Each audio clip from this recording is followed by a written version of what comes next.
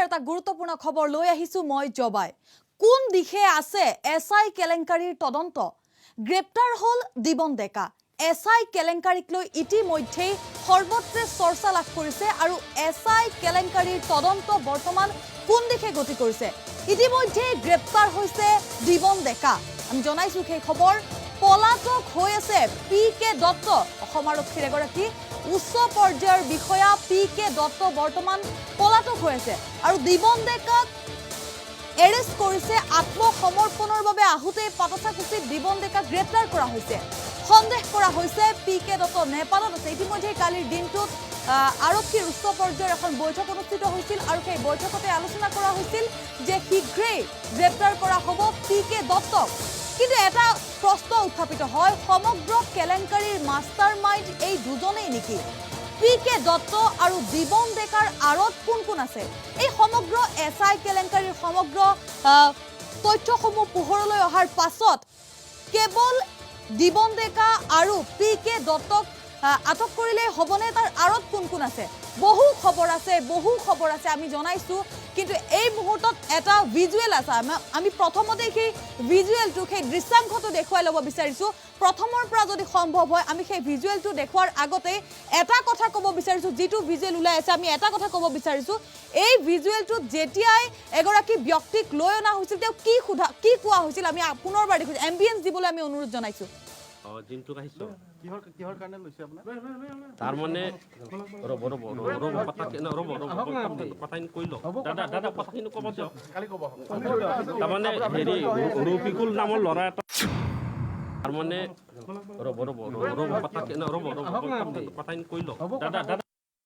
আপোনালোকে দেখিছে কেনেদৰে এজন ব্যক্তিক টানি লৈ গৈছে আৰক্ষীয়ে আমি কম সেই বিষয়ে আমি কম যে তেওঁ কিয় লৈ যোৱা হৈছে বা আন ব্যক্তিসকলক গ্ৰেপ্তাৰ কৰোঁতে কিন্তু সেই দৃশ্যাৱলীসমূহ আমি দেখা হোৱা নাই এসআই কেলেংকাৰীৰ যি তদন্ত সেই তদন্ত কোনফালে গতি কৰিছে আমি বিশ্লেষণ কৰিম ইতিমধ্যে আমাৰ সৈতে সংযুক্ত হৈ আছে আমাৰ দুগৰাকীকৈ সাংবাদিক আমি দুগৰাকীকৈ সাংবাদিক আমাৰ সৈতে এই মুহূৰ্তত ফোনত সংযুক্ত হৈ আছে পোনপটীয়া সম্প্ৰচাৰত আমাৰ সৈতে আছে সাংবাদিক দুগৰাকীৰ সৈতে আমি পোনপটীয়াকৈ কথা পাতিম অভিজিত আচাৰ্য আৰু ভাস্কৰ জ্যোতি চুটিয়া এই মুহূৰ্তত আমাৰ সৈতে সংযুক্ত হৈ আছে আমি তেওঁলোকৰ সৈতে এই মুহূৰ্তত কথা পাতিব বিচাৰিম প্ৰথমতে আমি অভিজিত আচাৰ্যৰ কাষলৈ যাম অভিজিত আচাৰ্য বৰ্তমান ক'ত আছে অভিজিত আচাৰ্য কোন ঠাইত আছে অভিজিত আচাৰ্যই কি প্ৰথমৰ পৰা এসআই কেলেংকাৰীৰ প্ৰথমৰ পৰা আসলতে তেওঁ সমগ্ৰ ঘটনাটো তেওঁ বিস্তাৰিতভাৱে তেওঁ বৰ্ণনা কৰিছিল কিদৰে প্ৰাঞ্জল বৰুৱাৰ কথা উত্থাপন হৈছিল প্ৰাঞ্জল বৰুৱাই কি কৰিছিল সমগ্ৰ বিষয় সন্দৰ্ভত তেওঁ বিস্তাৰিতভাৱে ঈশান নিউজে বাতৰি সম্প্ৰচাৰ কৰিছিল আৰু তাৰ পাছত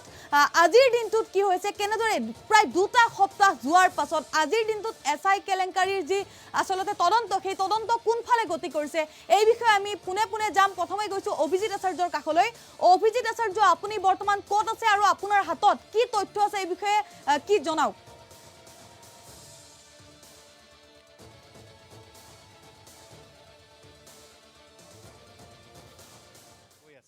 আৰু দেখা পোৱা গৈছে যে এসআই তদন্তৰ বাবে বৰ্তমান দিবন ডেকাক আটক কৰা হৈছে আৰু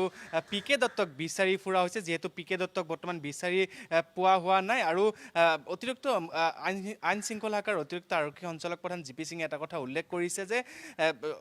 এসআই কেলেংকাৰীৰ সৈতে যিসকল ব্যক্তি জড়িত সেইসকল ব্যক্তিক ধৰা হ'ব আৰু সেইসকল ব্যক্তিক যেনেকৈ নহওক অসম আৰক্ষীয়ে ধৰিব আৰু পিকে দত্ত য'তে নাথাকক কিয় পিকে দত্তক আৰক্ষীয়ে বিচাৰি উলিয়াব অৰ্থাৎ ক'ব পাৰি যে অসম আৰক্ষীয়ে পিকে দত্তক গ্ৰেপ্তাৰ কৰিবলৈ সক্ষম হ'ব আৰু কেতিয়া পিকে দত্তক গ্ৰেপ্তাৰ কৰিবলৈ সক্ষম হ'ব আপোনাক আমি সেই তাৰিখটোলৈকে আমি কৈ দিবলৈ কিছু যত্ন কৰিম কাৰণ যিহেতু অসম আৰক্ষীৰ যি পৰীক্ষা অনুষ্ঠিত হ'ব এসআই পৰীক্ষা অনুষ্ঠিত হ'ব অসম আৰক্ষীৰ তৰফৰ পৰা জনোৱা হৈছে যে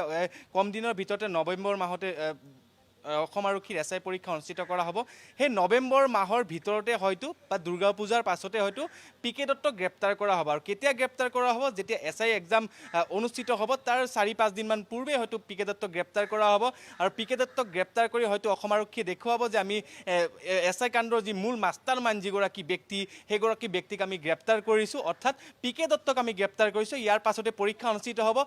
আৰু হয়তো সকলোৱে পাহৰি যাব যে এসআই কাণ্ডৰ দৰে এক ভয়ংকৰ এক দুৰ্নীতি সংঘটিত হৈছিল বুলি এতিয়া মই মূল প্ৰশ্নটোলৈ মই বৰ্তমান উপস্থিত আছোঁ 6 মাইলত থকা ফকৰুদ্দিন আলী আহমেদ নগৰৰ ৰৌচিনী পথৰ ৰজুত ৰেচিডেঞ্চিত উপস্থিত আছোঁ আৰু প্ৰায় আমি এই যি ৰজুত ৰেচিডেঞ্চি ইয়াত আমি প্ৰায় 7 দিন পূৰ্বে আমি উপস্থিত হৈছিলোঁ আমি 7 দিন পূৰ্বে সেইকাৰণে উপস্থিত হৈছিলোঁ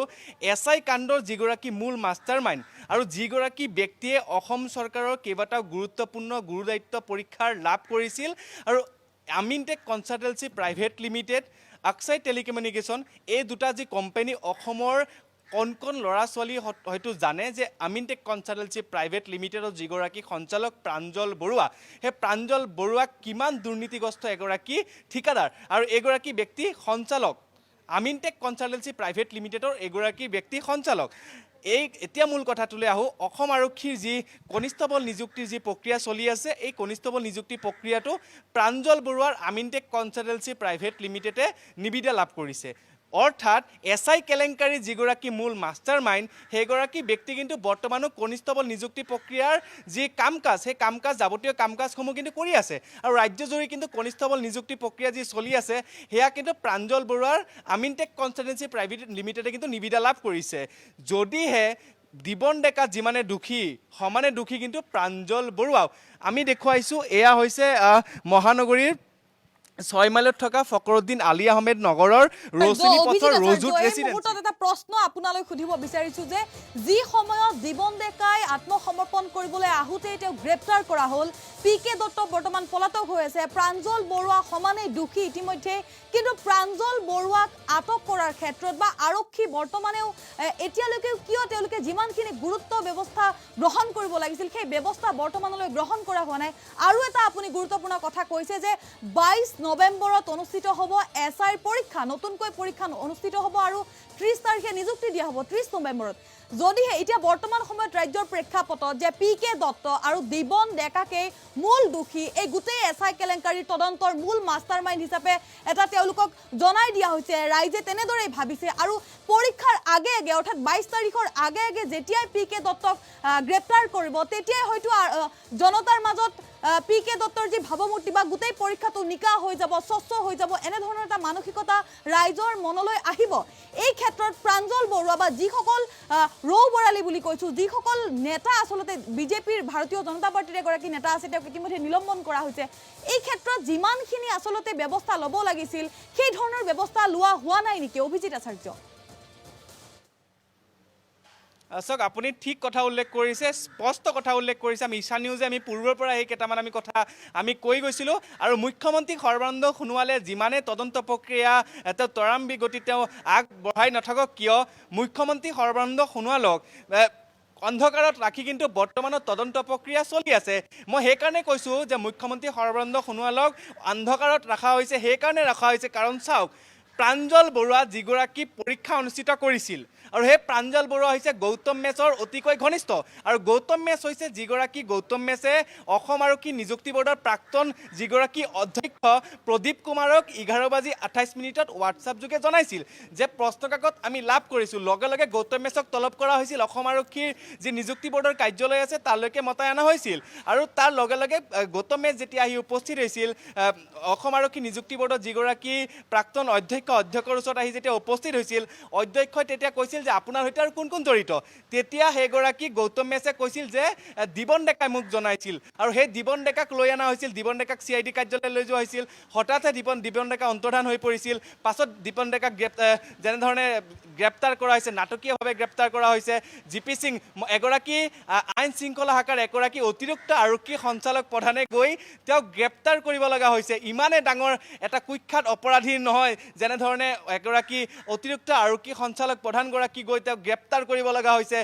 কোনো ধৰণৰ সন্ত্ৰাসবাদী নাছিল তেনেকুৱাও নহয় কিন্তু এগৰাকী এছআই কাণ্ডৰ এগৰাকী মূল মাষ্টাৰ মাইণ্ডক গ্ৰেপ্তাৰ কৰিবলৈ অতিৰিক্ত আৰক্ষী সঞ্চালক প্ৰধানগৰাকীয়ে যাব লগা হৈছিল আৰু বৰ্তমান যিহেতু তেওঁক SB স্পেচিয়েলত ৰখা হৈছে তেওঁক জেৰা কৰা হৈছে আৰু জেৰা কালত তেওঁক কেইবাগৰাকী ব্যক্তিৰ নাম কৈছে দিছপুৰৰ পৰা আদি কৰি উলুবাৰীত থকা অসম আৰক্ষী মুখ্য কাৰ্যালয়ে কেইবাগৰাকী ব্যক্তিৰ কথা তেওঁ নিজ মুখেৰে স্বীকাৰ কৰিছে কিন্তু সেইসকল ব্যক্তিক জেৰা কৰা হ'বনে নাই মই পুনৰ কৈছোঁ প্ৰথমগৰাকী ব্যক্তি হৈছে প্ৰাঞ্জল বৰুৱা দ্বিতীয়গৰাকী ব্যক্তি হৈছে গৌতম মেছ তৃতীয়গৰাকী ব্যক্তি হৈছে কৌশিক চৰকাৰ ধনৰ যি লেনদেন কৰা হৈছিল এটা কথা ইয়াতে উল্লেখ কৰিব লাগিব জবা যিহেতু অসম আৰক্ষীৰ যি এই কেলেংকাৰী যি বৃহৎ কেলেংকাৰী এই বৃহৎ কেলেংকাৰীৰ সময়ত যিসমূহ টকা কালেকশ্যন কৰা হৈছিল সেইখিনি টকা কিন্তু এতিয়ালৈকে উদ্ধাৰ হোৱা নাই আৰু সেইখিনি টকা অনুমান কৰা হৈছে যে সেইখিনি টকা কৌশিক চৰকাৰে সংগ্ৰহ কৰিছিল আৰু কৌশিক চৰকাৰে প্ৰাঞ্জল বৰুৱাৰ এজেণ্ট হৈ পেলাই তেওঁ টকা সংগ্ৰহ কৰিছিল আৰু বৰ্তমান কৌশিক চৰকাৰ প্ৰাঞ্জল বৰুৱা গৌতম মেছ এই তিনিগৰাকী ব্যক্তি অন্তৰ্ধান হৈ আছে বৰ্তমান আৰক্ষীয়ে তেওঁলোকক কোনো ধৰণৰ সোধপোছ কৰা নাই গৃহ বিভাগে তেওঁলোকক সোধপোছ কৰিবলৈ হয়তো ভয় কৰে কাৰণ চাওক এই যি তদন্ত প্ৰক্ৰিয়া প্ৰায় 20 তাৰিখে প্ৰশ্নকাকত ফাদি লৈছিল আজি প্ৰায় 4-5 তাৰিখ হ'ব বৰ্তমান কোনো ধৰণৰ তেওঁলোকক কোনো ধৰণৰ সোধপোছ কৰিব পৰা নাই গৃহ বিভাগলৈ সোধপোছ কৰিবলৈ পৰা নাই মুখ্যমন্ত্ৰী কাৰ্যালয়ে কোনো ধৰণৰ সোধপোছ কৰিব পৰা নাই ইমান এটা বিয়াগম কেলেংকাৰী যিটো কেলেংকাৰীত কেৱল পিকে দত্তৰ দিবন ডেকাকহে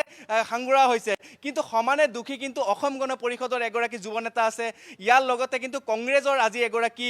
যুৱ নেতা ধৰা পৰিছে বৰপেটাত এছআই কেলেংকাৰী ধৰা পৰিছে এজিপিৰ এগৰাকী যুৱ নেতাৰ নাম উল্লেখ কৰা হৈছে সেইগৰাকী যুৱ নেতা কোনো ধৰণৰ সোধপোছ কৰা নাই বৰ্তমান কোৱা হৈছে যে এগৰাকী যুৱ নেতা আমেৰিকালৈ পলায়ন কৰিছে কিন্তু এই মুহূৰ্তত প্ৰাঞ্জল বৰুৱা এছআই কেলেংকাৰীৰ মাষ্টাৰ মাইণ্ড সেই প্ৰাঞ্জল বৰুৱাক কিন্তু কোনো ধৰণৰ সোধপোছ কৰা হোৱা নাই পুনৰ মই সংক্ষিপ্ত আকাৰে মই ক'ম কিন্তু এই মুহূৰ্তত প্ৰাঞ্জল বৰুৱাৰ যি ফ্লেট আছে এই ফ্লেট কিছু দেখুৱাই ল'ব কিছু যত্ন কৰিম যি ফ্লেটৰ পৰা অসম আৰক্ষীকে আদি কৰি অসম চৰকাৰৰ কেইবাটা গুৰুত্বপূৰ্ণ পৰীক্ষা অনুষ্ঠিত হৈছিল সেয়া জলসিঞ্চনে হওক সেয়া বন বিভাগে হওক কেইবাটা গুৰুত্বপূৰ্ণ পৰীক্ষা অনুষ্ঠিত হৈছিল আৰু আমি যেতিয়া অনুসন্ধান কৰিছিলোঁ আমি অনুসন্ধান কালত আমি পাইছিলোঁ প্ৰায় 3খনকৈ ট্ৰেভেলাৰ প্ৰৱেশ কৰিছিল 8 তাৰিখে আৰু লগত এখন মিনি ট্ৰাক প্ৰৱেশ কৰিছিল 8 তাৰিখে তথ্য আৰু প্ৰমাণ সহকাৰে আমি জনাইছিলোঁ ঈশা নিউজে কিন্তু কোনো ধৰণে অসম আৰক্ষীয়ে কোনো ধৰণৰ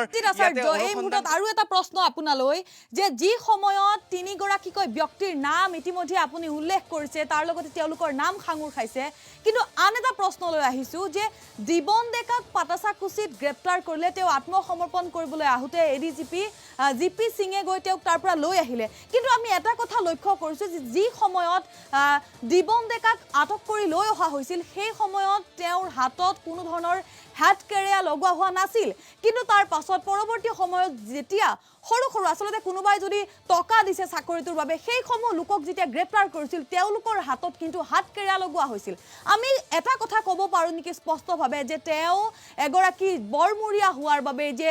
শাসকীয় দলটোৰ লগত তেওঁৰ সুসম্পৰ্ক থকাৰ বাবে তেওঁ ৰাজআতিথ্য পাইছে নেকি বা 7 দিনৰ বাবে তেওঁক নিজৰ জিম্মালৈ বিচাৰিছিল তাৰ পাছত তেওঁক 5 দিনৰ বাবে নিজৰ জিম্মাত দিয়া হৈছিল আমি ক'ব পাৰোঁ নেকি যে তেওঁক ৰাজ সাক্ষী কৰি তেওঁ সমগ্ৰ এই বিষয়টোৰ পৰা তেওঁক ফালৰি কাটি লৈ যোৱা হ'ব নেকি এনেধৰণৰ কিবা আচলতে ষড়যন্ত্ৰ চলিছে নেকি অভিজিত আচাৰ্য চাওক ঠিকে কৈছে আপুনি যে অপৰাধীৰ দৰে তেওঁক যেনেধৰণে লৈ অহা হোৱা নাই আৰু পাঠাচাৰকুচিৰ পৰা যেতিয়া অসম আৰক্ষীৰ আইন শৃংখলা শাখাৰ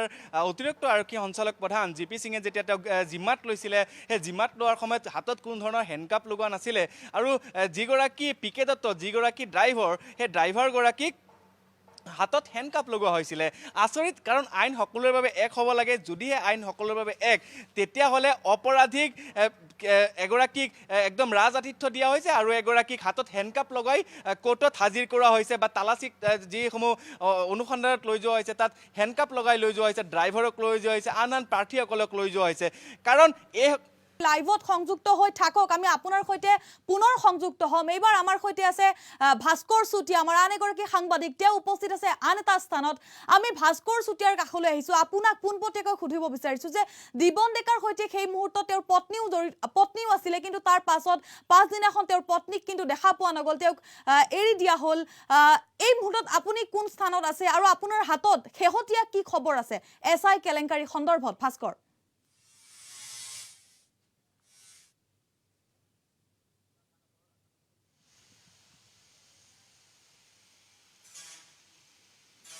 হয় জবা মই আছোঁ এতিয়া 6 মাইলৰ যি ৰাধানগৰৰ অচ্যুত নেষ্টত আছোঁ, যিটো বাসগৃহত প্ৰাঞ্জল বৰুৱা আছে 3rd ফ্ল'ৰত আৰু 6th ফ্ল'ৰত আছিল কৌশিক চৰকাৰ। সেই বাসগৃহটোত মই বিশেষ ফ্লেটটোত মই আছোঁ আৰু আপুনি যিটো প্ৰশ্ন সুধিছে সেই প্ৰশ্নটোৰ মই এটা চমু উত্তৰ দিবলৈ বিচাৰিছোঁ। যিগৰাকী দিবন দত্তৰ পত্নীৰ মোবাইলৰ পৰা দিবন দত্তই বিভিন্নজনৰ লগত যোগাযোগ অব্যাহত ৰাখিছিল। তেওঁ বিভিন্নজনৰ লগত সাংবাদিক, পুলিচ বা উচ্চ পৰ্যায়ৰ বিষয়াসকলৰ লগতো যোগাযোগ কৰাৰ সম্ভাৱনা আছিল। সেইগৰাকী কিন্তু দিবন ডেকাৰ পত্নীক এই মুহূৰ্তলৈকে আৰক্ষীয়ে কোনো ধৰণৰ তদন্তৰ আওতালৈ অনা নাই। এয়া হৈছে এটা ডাঙৰ প্ৰশ্ন, কিয়নো যিটো মোবাইল ফোনৰ পৰা দিবন ডেকাই তেখেতৰ পত্নীৰ মোবাইলৰ পৰা তেখেতে বিভিন্নজনৰ লগত যোগাযোগ কৰিছিল, সেইগৰাকী পত্নী সেইটো সুকীয়া কথা, কিন্তু এজন অপৰাধীৰ লগত যেতিয়া আন এজন অপৰাধী থাকে তেওঁ সমানেই অপৰাধী। সেইবাবে দিবন ডেকাৰ পত্নীক কিয় এতিয়া আৰক্ষীৰ আওতালৈ অনা নাই, সেয়া হৈছে এক ডাঙৰ প্ৰশ্ন। কিন্তু এই মুহূৰ্তত জবাব ক'ব লাগিব, মই আছোঁ অচ্যুত নেষ্টত। মই আমাৰ ভিডিঅ' জাৰ্নেলিষ্ট সন্তোষক দেখুৱাবলৈ যত্ন কৰিম। ইয়াৰ 3rd ফ্ল'ৰত আছিল প্ৰাঞ্জল বৰুৱা আৰু 6th ফ্ল'ৰত আছিল কৌশিক চৰকাৰ। এয়া হৈছে এইটো বিশেষ বাসগৃহ আমি আপোনালোকক দেখুৱাইছোঁ। আৰু 6টা দিনৰ পূৰ্বে আমি যেতিয়া বাতৰি সম্প্ৰচাৰ কৰিছিলোঁ, 6টা দিনৰ পূৰ্বে যি বাতৰি সম্প্ৰচাৰ কৰিছিলোঁ, সেই দিনটোৰ পিছবেলাই এই বাসগৃহটোৰ এইখন গেটে দিয়েই প্ৰাঞ্জল বৰুৱা ওলাই গৈছিল। তেওঁ অৰ্থাৎ পলাবলৈ সক্ষম হৈছিল ঈশান নিউজৰ বাতৰি সম্প্ৰচাৰৰ পিছত। আৰু আমি বিভিন্ন ধৰণৰ কথা পাতিবলৈ যত্ন কৰিম। আৰু আমি যিমান দূৰ গম পাইছোঁ, যিজন কৌশিক চৰকাৰৰ এখন বিশেষ বাহন, এইখন হৈছে বিশেষ বাহন কৌশিক চৰকাৰৰ AS01BV3102। এইখন হৈছে কৌশিক চৰকাৰৰ বিশেষ বাহন। এইখন বাহন এতিয়াও ইয়াত আছে, অচ্যুত নেষ্টত এইখন বাহন এতিয়াও আছে। আমি আপোনালোকক দেখুৱাইছোঁ, এইখনে হৈছে কৌশিক চৰকাৰৰ বিশেষ বাহন, যিখন বাহনৰ জৰিয়তে কৌশিক চৰকাৰে বিভিন্ন ধৰণে তেওঁ চলা ফুৰা কৰিছিল গুৱাহাটী মহানগৰীত। কিন্তু আজি পৰ্যন্ত এইখন বাহন হওক, ইয়াতে প্ৰাঞ্জল বৰুৱাৰ বাহন আছে বুলি আমি জানিবলৈ পাৰিছোঁ। আমি কথা পাতিবলৈ যত্ন কৰিম ইয়াত থকা যিসকল লোকে এই চোৱা চিতা কৰে, এই বাসগৃহটো চোৱা চিতা কৰে, আমি তেওঁলোকৰ লগত আমি কথা পাতিবলৈ যত্ন কৰিম। আমি পোনে কথা পাতিবলৈ যত্ন কৰিছোঁ। প্ৰাঞ্জল বৰুৱা কিমান দিন হ'ল ইয়াত নথকা? লাষ্ট কেতিয়া গৈছিল, তেওঁ কেতিয়া দেখা পাইছিল আপুনি? মইতো আপোনাৰ 15 দিনমান হ'ল, তেতিয়াৰ পৰা মই দেখাই নাই তেখেতক ইয়াতে। আৰু মই ঘৰৰ পৰা অহাৰ পাছত তেখেতক মই ইয়াত দেখাই নাই। আমি জানিবলৈ পাইছোঁ যে প্ৰাঞ্জল বৰুৱাৰ বাহন ইয়াত আছে। তেখেতৰ বাহনটো এতিয়া আমি মানে কোনখন তেখেতৰ বাহন সেইটো আমি ক'ব নোৱাৰিম। গতিকে তেখেতৰ বাহনখন আমি তেখেতক অলৰেডি দেখাই নাই, মানুহ শুনিছোঁ নামটো, কিন্তু তেখেতৰ বাহনখন কোনখন সেইটো আমি। ভাস্কৰ, যিহেতু তেওঁ কৈছে যে তেওঁ দেখাই নাই মানুহগৰাকীক, তেওঁ কিমান দিনৰ পৰা সেই স্থানত কাম কৰি আছে, এই বিষয়ে কি কয়, এই বিষয়ে সোধকচোন আপুনি। গতিকে আমাৰ সেইটো এলাউ নোহোৱাৰ কাৰণে আপোনালোকৰ ওপৰত যাব দিব নোৱাৰিম।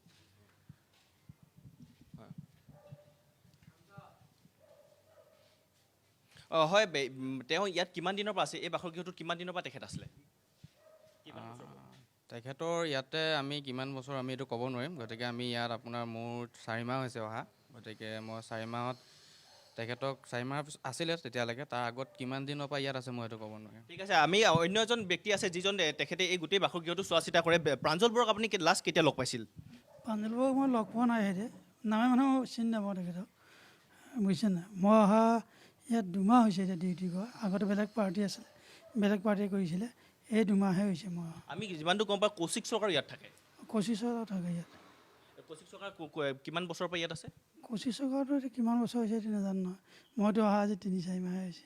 আপুনি কৌশিক চৰকাৰক লগ পাইছে? কৌশিক চৰকাৰক লগ পোৱা নাই। প্ৰাঞ্জল বৰুৱাক লগ পাইছে? প্ৰাঞ্জল বৰুৱাক লগ পোৱা নাই। এই নাম শুনিছোঁ, কিন্তু মানুহকেইজনক এনেকৈ নাই মানুহে চিনি নাপাওঁ মানে।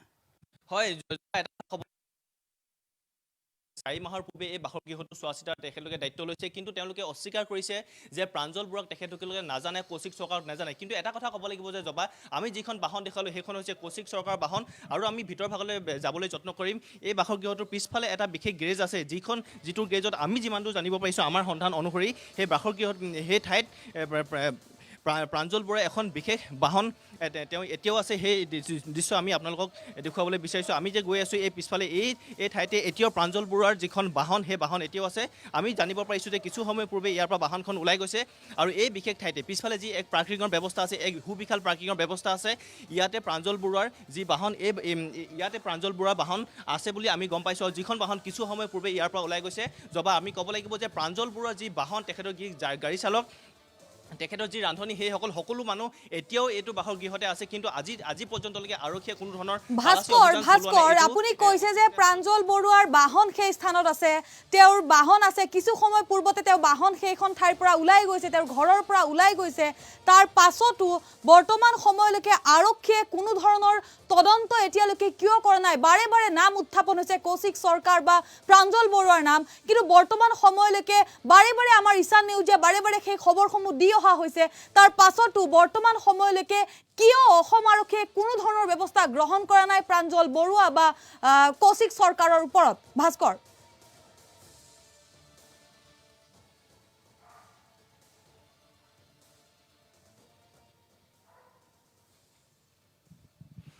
হয় জবা ক'ব লাগিব যে এক বৃহৎ এটা যে গ্ৰুপ আছে সেই কথাটো অতি নিশ্চিত যে কাৰণ এজন দুজন মানুহৰ জৰিয়তে এই ইমান ডাঙৰ এক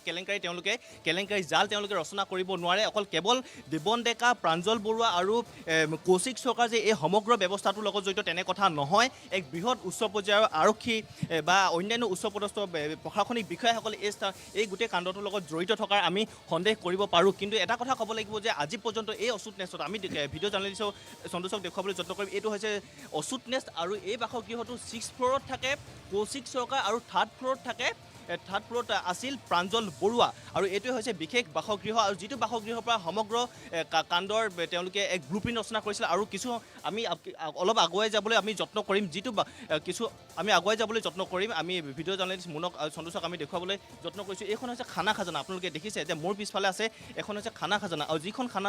খাজানা এখন ৰেষ্টুৰেণ্ট হয় যিখন ৰেষ্টুৰেণ্টৰ মালিকগৰাকী কৌশিক সৰকাৰ বুলি আমি জানিব পাৰিছোঁ আমি যাবলৈ যত্ন কৰিম আমি তাত থকা কৰ্মচাৰীসকলৰ লগত আমি কথা পাতিবলৈ যত্ন কৰিম এইখন হৈছে খানা খাজানা আমি আপোনালোকক দেখুৱাইছোঁ এইখন হৈছে খানা খাজানা এখন ৰেষ্টুৰেণ্ট হয় আৰু কৌশিক সৰকাৰ এয়া হয় বুলি আমি জানিব পাৰিছোঁ আমি তেখেতসকলৰ লগত আমি কথা পাতিবলৈ যত্ন কৰিম এতিয়া তেওঁলোক যি কৰ্মচাৰী আছে তেওঁলোকৰ লগত আমি কথা পাতিবলৈ যত্ন কৰিম দাদা আপোনালোকৰ ইয়াৰ মালিক কোন হয়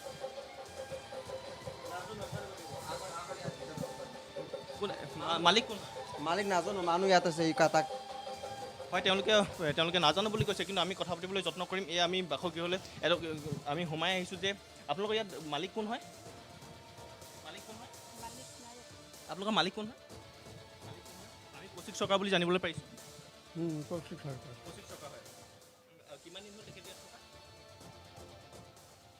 আই ডোণ্ট ন ভাস্কৰ এই মুহূৰ্তত আপোনাক ধন্যবাদ জ্ঞাপন কৰিছোঁ আপুনি আৰু কি ভিতৰুৱা খবৰ আছে সেই খবৰ গোটা উত্তাৰ লগতে প্ৰাঞ্জল বৰুৱা কৌশিক সৰকাৰ আদি সকলোবোৰে যে এখন ব্লুপ্ৰিণ্ট ৰচনা কৰিছিল এছআই কেলেংকাৰীৰ যি প্ৰশ্ন কাকত সেই প্ৰশ্ন কাকত ফাদিল কৰিছিল যিগৰাকী দিবন ডেকা বা পি.কে. দত্তৰ নাম উত্থাপন হৈছে তাৰ আঁৰত কোন কোন আছে এনেধৰণৰ যিসকল ব্যক্তি আছে এই ব্যক্তি সন্দৰ্ভত আপুনি ইতিমধ্যে সবিস্তাৰে আমাক জনাইছে ঈশান নিউজৰ দৰ্শকক জনাইছে আৰু কি কি তথ্য আছে সেই তথ্যসমূহ আপুনি গোটাওক আমি পৰৱৰ্তী পৰ্যায়ত আৰু যিসমূহ খবৰ আছে সেই খবৰসমূহ আমি দিম ইতিমধ্যে আমাৰ সৈতে সংযুক্ত হৈ আছিল অভিজিত আচাৰ্য আৰু ভাস্কৰজ্যোতি চুতীয়া আমি শেষত অভিজিত আচাৰ্যৰ কাষলৈ পুনৰবাৰ আহিছোঁ এটা প্ৰশ্ন অভিজিত আচাৰ্য শেষত আপোনাক এটা প্ৰশ্ন সুধিব বিচাৰিছোঁ যে যি সময়ত দিবন ডেকাক আটক কৰা হৈছে পি.কে. দত্ত পলাতক হৈ আছে বাৰে বাৰে কৈছোঁ আমি যে কিছুদিন পিছতে 22 নৱেম্বৰত অনুষ্ঠিত হ'ব এছআই নতুনকৈ পৰীক্ষা অনুষ্ঠিত হ'ব আৰু তাৰ আগতেই হয়তো পি.কে. দত্তক আটক কৰি অসম আৰক্ষীয়ে হয়তো দেখুৱাব বিচাৰিব যে দুৰ্নীতিমুক্ত এইখন চৰকাৰ দুৰ্নীতিমুক্ত এইখন সমাজ কিন্তু এনে ধৰণৰ লোকৰ আঁৰত কোন কোন নেতা জড়িত হৈ আছে বা আন কোন কোন লোক ইয়াতে সাঙুৰ খাই আছে এই লোকৰ ক্ষেত্ৰত কি হ'ব কি তথ্য আছে আপোনাৰ হাতত অভিজিত আচাৰ্য